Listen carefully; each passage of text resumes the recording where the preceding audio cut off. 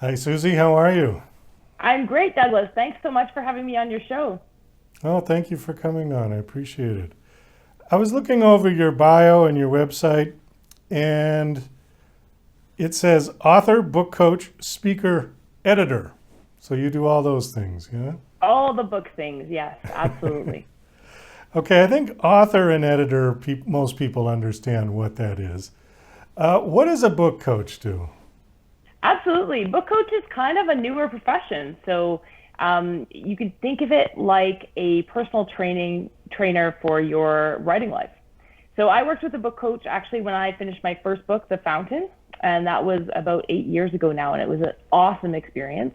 And I fell into book coaching a few years back when people just kept asking me to help them with their projects, and I really enjoyed helping them, helping writers and especially new writers getting that book that's exploding in their minds onto the page and really holding them accountable, providing editing support along the way, and as well the emotional support because writing can be a real roller coaster. Well, what's the difference between a book coach and like a co-author? Oh, well, I don't actually write the books when I'm a book coach. The writer actually writes all of the books, so I'm not in there, writing with them. But I am reading what they're writing and making suggestions, and also helping them along the way learn to be stronger writers and level up their writing, so that if they're currently writing for small publishing houses, maybe they want to write for bigger ones and looking for ways to improve their writing and connect more with readers. So I think a co-author really is somebody who writes half that book, right? So I don't, they're not my words on the page. They're always the writers. And so it's more like an editor in that way where I take their words and, or help them get their words onto the page.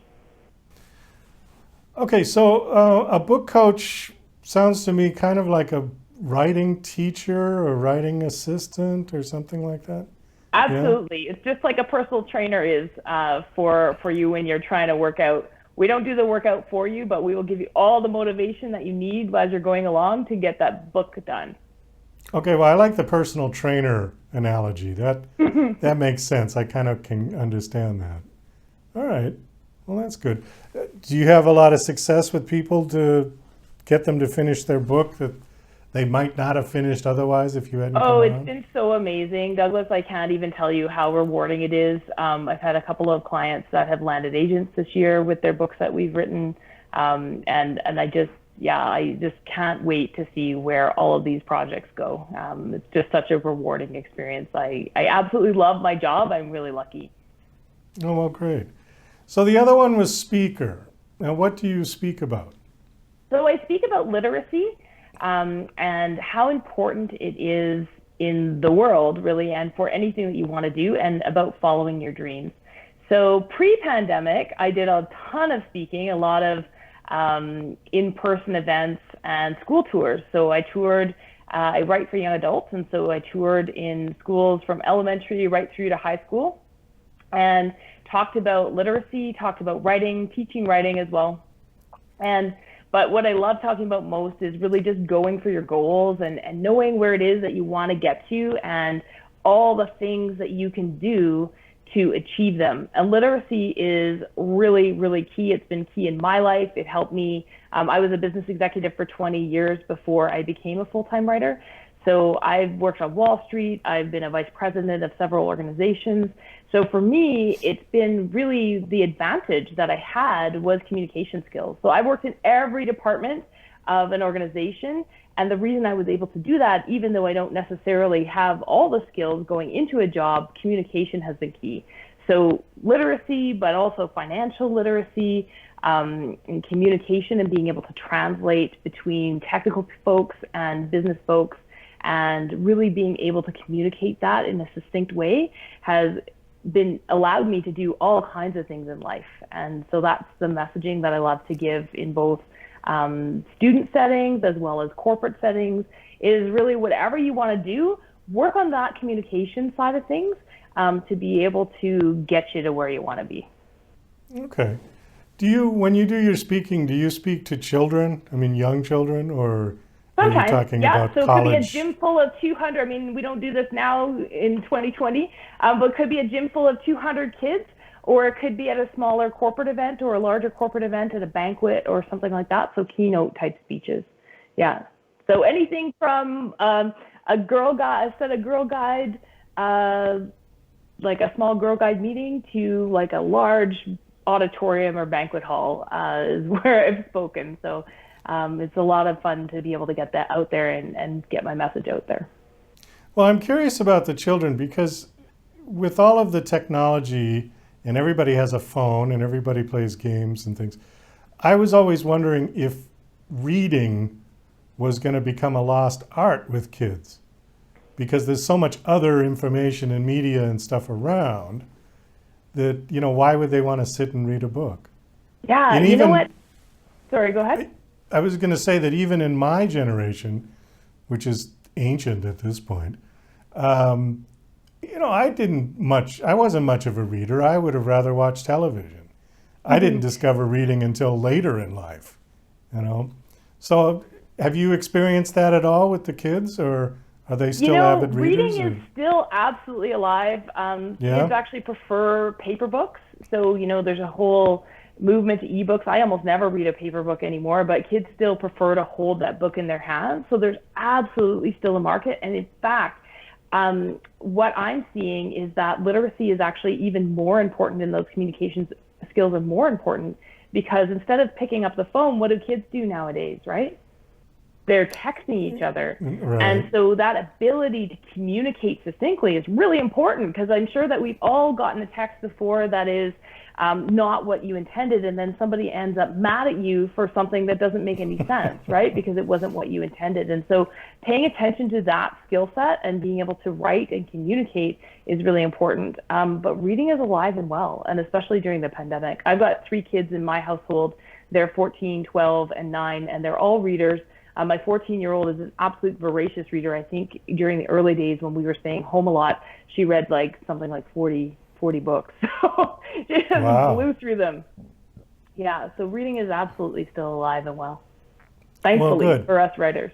Yeah, and actually I suppose there is a benefit to the technology, because it does sort of require you to write if you're going to be texting everything. Yeah, I think a lot of kids these days, they actually are losing their communication skills for talking one-on-one, right? Especially now that they're not all together all the time. But texting and communicating via the written word is becoming really key. True. And actually text has kind of developed its own little language in itself too.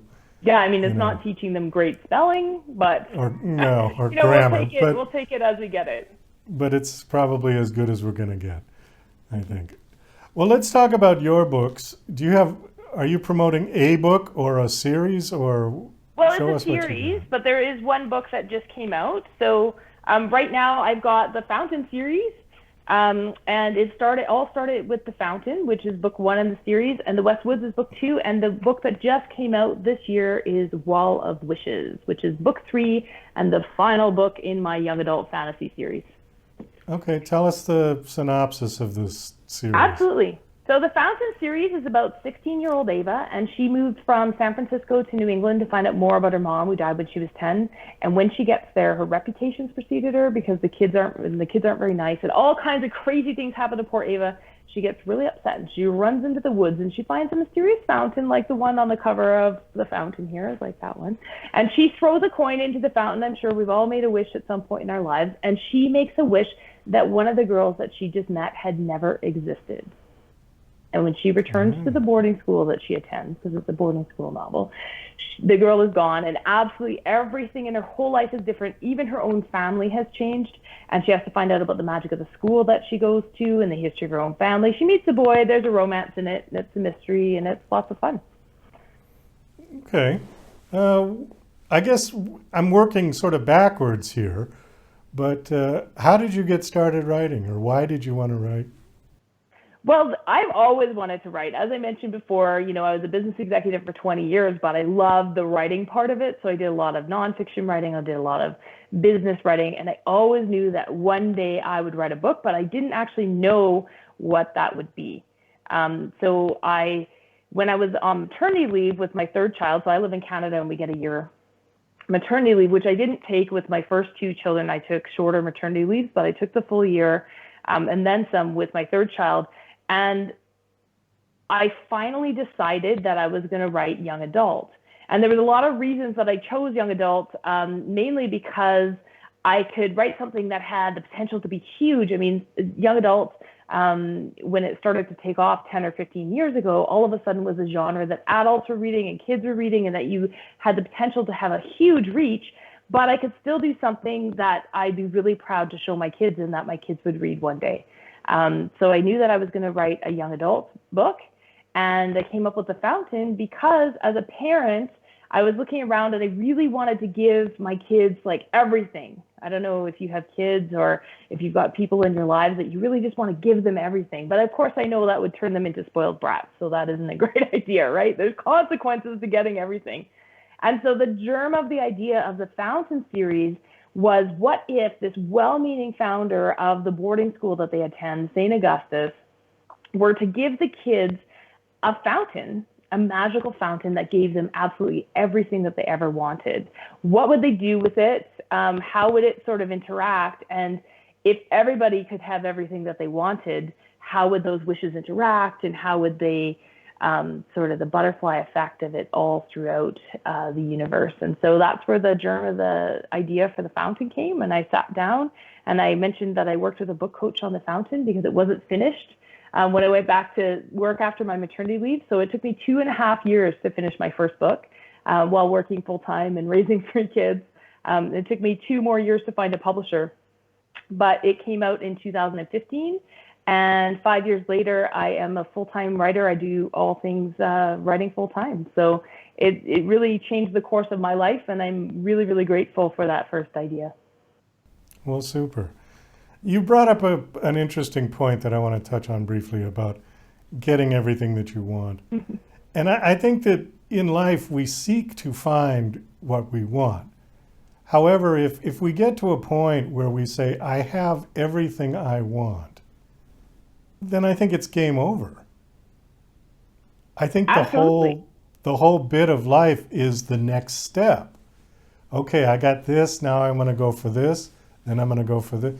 Do you know what I mean? And you keep doing that until your time is up. Do you agree? Yeah, absolutely. Absolutely. And I think that's why, for me, you know, when I say I'm a full-time writer, yes, but I'm also helping other people reach their dreams, and I'm aiming big, and I, you know, am continuously learning my craft and on to the next book. When I wrote the Wall of Wishes, it's the last book in the series, and I'd written a book in between that's currently on submission, but when I came back to this series, I really wanted to push myself. And so I did a perspective that I'd never written before. And I totally changed the setting, and I changed a bunch of things just to push myself. So I think you're right. I, for one, am definitely motivated by big goals, and I love helping other people reach those too. Yeah, there's not much point to even getting out of bed if you think, well, I've got everything. What do I need to do now? Yeah, you want to have that job or that passion for life where you jump out of bed in the morning and you're like, I can't wait to get back to it, right? So, right, exactly. Yeah. One last question, and then we got to wrap it up. With regards to genres, you had mentioned that you write in young adult. Is it young adult fiction or young adult fantasy, or? Yeah, it's young adult fantasy. In fact, the Fountain series has been twice nominated for an Aurora Award, which is Canada's premier science fiction and fantasy award. So it's technically young adult fantasy. The Fountain series is magical realism, so it takes place in a real life setting with like a couple of magical elements, which is kind of neat, and it's got a hint of romance. Because young adult isn't really a genre, right? It can have elements of everything. So what's neat about it is that you can mix some of the different genres and still wind up on the same shelf. So kind of fun. Okay. I guess my question was comparing it to movies. Movies have ratings, G, PG, PG-13, R. Is the genres similar in books? In other words, like, for a young adult, you can't be too explicit or too much swearing or too much violence, or is it similar like that there's restrictions on it? Well, I think, it's definitely changing. And I think everything is on the table these days in young adult for sure. There's sort of 2 or 3 categories in young adult. There's middle grade, which is for those 9 to 12. And then there is lower YA and upper YA, and that's sort of how the ratings go. And so the upper YA, yeah, there's everything in those books these days. That's not what I write. I write for that really strong 12, 13, 14-year-old reader who is reading at a really high level, but isn't maybe ready for the content of some of those adult books or some of those upper YA books. So my books are totally clean because I wanted to write them and be really proud of them, to have my kids read them. And so I have readers as young as 9, but I have lots of adult readers as well, that are drawn in.